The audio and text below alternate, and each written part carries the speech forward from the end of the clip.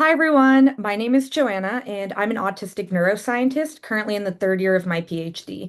And today I'm going to be talking about autism. So, autism has been a popular talking point recently and has unfortunately been very misrepresented in the media as well as by some public figures who have been spreading blatant misinformation. So, in an effort to combat that, I'm going to start off by explaining what autism actually is before moving into some myth busting. And it's my hope that by the end of this video, you'll have gained some insight and have a better understanding of autism as a whole. So, to start us off, autism is a neurological difference that affects how people perceive the world, learn and communicate, relate to others, and interact with their environments. Autism is what's known as a lifelong neurodevelopmental condition, meaning the neurological differences are present from birth. And while signs often appear in early childhood, many people aren't diagnosed until adolescence or even adulthood due to historical gaps in understanding that I'll get into later in this video. Autism is also what's known as a neurotype, which is an innate cognitive profile that determines how a brain fundamentally works and experiences the world. Some other examples of neurotypes include things like ADHD, bipolar disorder, obsessive compulsive disorder, dyslexia, or Tourette's syndrome. We can think of brains as each being unique computers with various programs installed and files saved that can represent individual experiences, memories, and learned skills. Neurotypes are kind of like the operating system or the OS of a brain. So, similar to how your computer might run Mac, Windows, or even Linux, neurotypes are central to how information is processed by default. So, for example, some systems might rely more on raw sensory data, while others rely more heavily on prediction. And there might be differences in how quickly models of the external world are updated.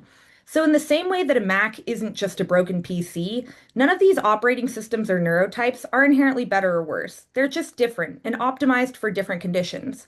And just like with specialized computers, difficulties can arise when forced to operate in environments designed for different systems or brains. So, all of this to say that autistic brains aren't broken or wrong, but rather just different, and that comes with different strengths and styles. While every autistic person is different, research has identified some common characteristics.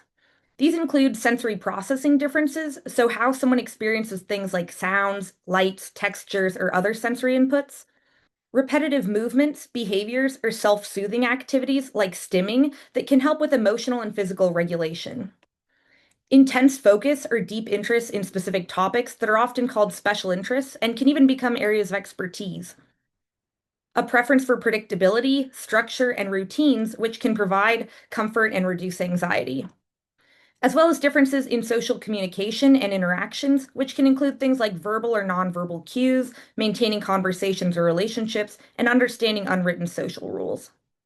A common misconception and outdated view is that autism exists on an oversimplified linear scale like the one shown here that ranges from less autistic to more autistic. However, this fundamentally misrepresents what autism actually is. Instead, the term spectrum is referring to something a bit more like this, which better reflects how an autistic person may experience varying strengths and support needs across different realms of life, such as in perception, attention, or sensory processing.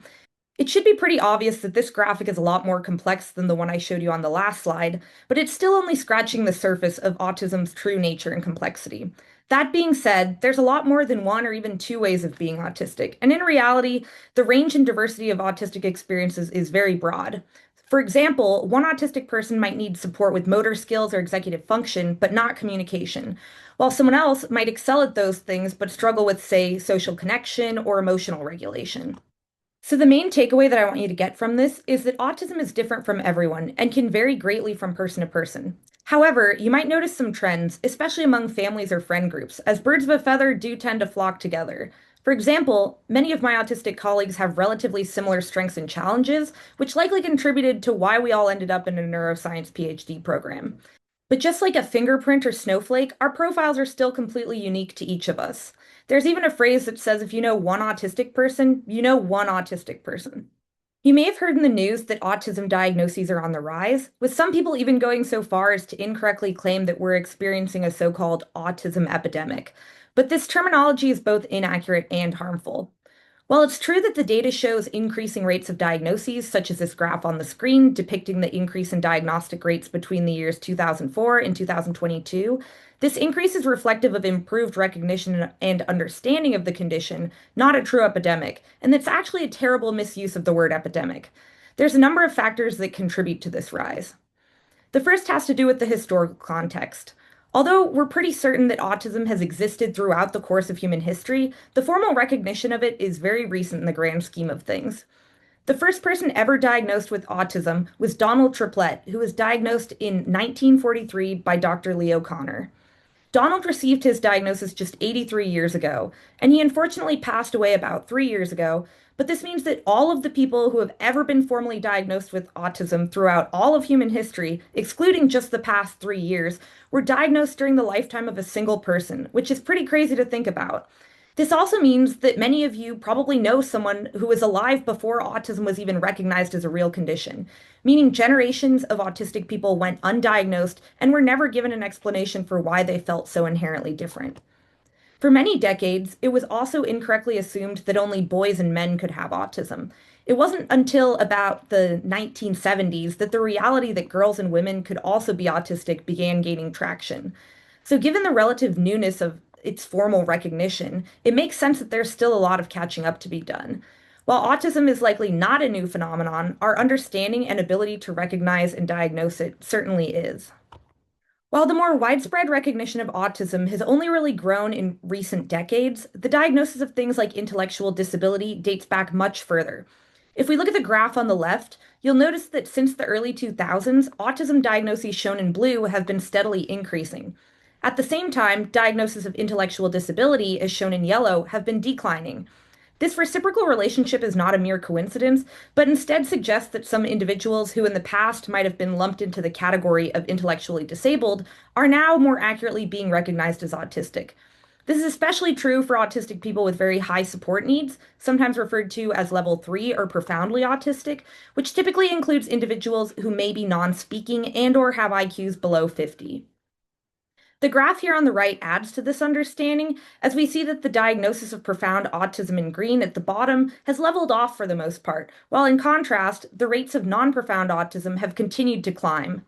So, if we were truly in a quote unquote autism epidemic, wouldn't we expect to see the rates of profound and non profound autism to both be rising?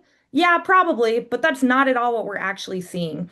Instead, the data suggests that lower supports needs autistics, who might not present in the more historically defined or stereotypical ways, are now getting diagnosed more readily. So, in other words, with the recent increases in both understanding and recognition, the spectrum has widened or grown broader in all directions, and more individuals are being identified as autistic today who would likely have gone completely unrecognized in earlier generations. And if we think of it, many of us probably know someone in our family or communities who, if they had grown up in today's age, would almost certainly have received an autism diagnosis. So, once again, it's not that anything has changed about the actual people, it's more that our classification and ability to recognize them as being autistic has improved. Another major reason for the apparent increase is that in 2013, the Diagnostic and Statistical Manual, or DSM-5, redefined the autism spectrum to include several developmental profiles that were once diagnosed separately, meaning that previously people would receive separate diagnoses for Asperger's, PDD-NOS, or childhood disintegrative disorder. But now, these are all grouped together and recognized as different presentations of a more unified autism spectrum disorder. This reclassification meant that people who already had these different diagnoses are now counted in the statistics for autism, thus further contributing to the apparent increase in rates. As I've already alluded to, another big reason we're seeing autism diagnoses rise is simply due to greater awareness and understanding of the condition, as well as improved access to various services, including diagnostic screenings. To break this down a bit more, families, educators, and healthcare providers now have more training than ever, which makes them better able to recognize the signs or traits of autism. This includes pediatricians now routinely screening toddlers during well child visits using various standardized tools, though it's not like there's a blood test or a particularly simple or straightforward way to diagnose autism. We've also seen a big shift in representation, with autism being talked about more openly in the media, schools, and in communities, which has drastically reduced the associated stigma and makes it easier for people to recognize and accept traits in themselves or others, as well as feel more comfortable seeking out a formal diagnosis. On top of that, there's now greater recognition and acknowledgement that autism often co-occurs or is comorbid with other conditions, such as ADHD, OCD, or anxiety. For example, until the 2013 revision to the DSM, people couldn't be diagnosed with both autism and ADHD, meaning that even if someone met the criteria for both, clinicians were forced to pick just one. That change alone opened the door for more accurate diagnoses because, as it turns out, it's not only possible for autism and ADHD to co occur, it's actually incredibly common, with up to 70% of autistic people also having ADHD, myself included. Additionally, in the past couple decades, access to various services have greatly expanded, though there's still definitely room for improvement. These expansions include early intervention programs, school-based support groups, and developmental screenings. These systems are catching kids earlier, making sure they're not falling through the cracks, and helping more families get connected to care. Altogether, these changes have made it much more likely that people across the spectrum are recognized and diagnosed when compared to previous generations.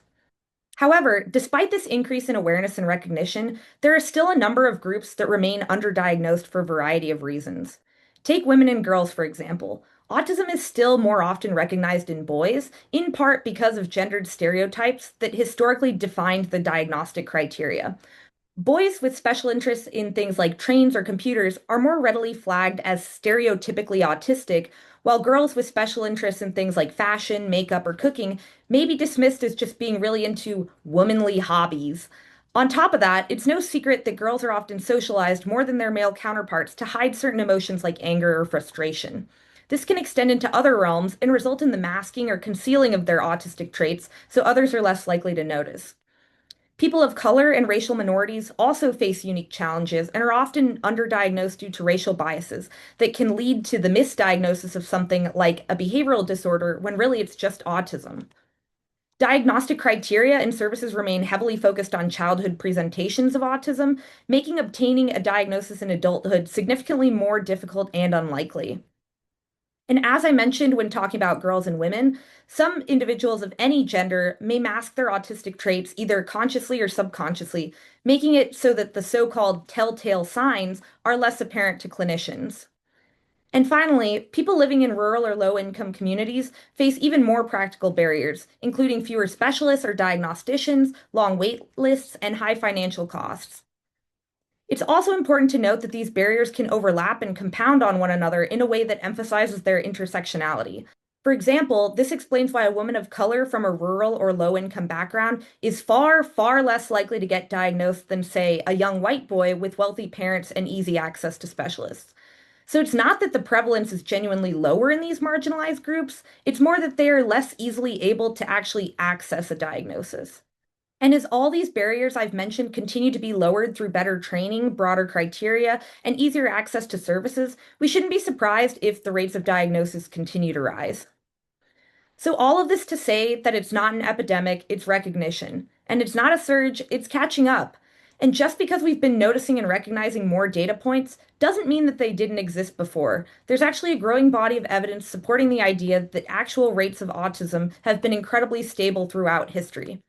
So, yes, even though rates of diagnosis are in fact rising, it's not necessarily a bad thing, and neither is getting a diagnosis. Receiving a diagnosis can actually be liberating, not limiting. A diagnosis can lead to access to accommodations and support services that can significantly improve and maintain the well being and quality of life for autistic folks.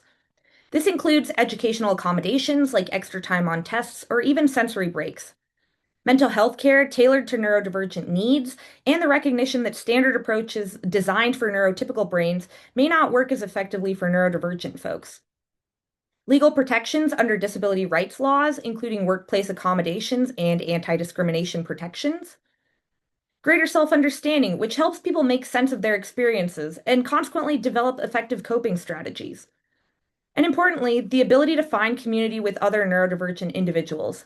One excellent example of this is the Neurodiversity Alliance at the University of Oregon, which is a student group that demonstrates how recognition and diagnoses can connect people to supportive communities where they can really grow and thrive.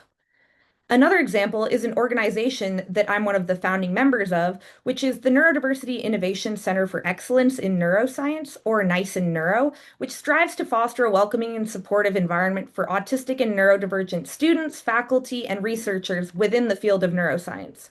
I'd like to conclude by emphasizing that people who receive an autism diagnosis can and do live rich, fulfilling lives. Better recognition leads to better support, and that's fundamentally a good thing. And there's really no need to be afraid of increasing rates of diagnosis.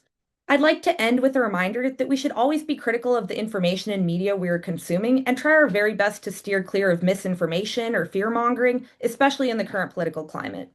And when in doubt, we should turn towards, not away from autistic folks. And remember the phrase, nothing about us without us. And that's the end of this video. Thank you all for watching. Bye.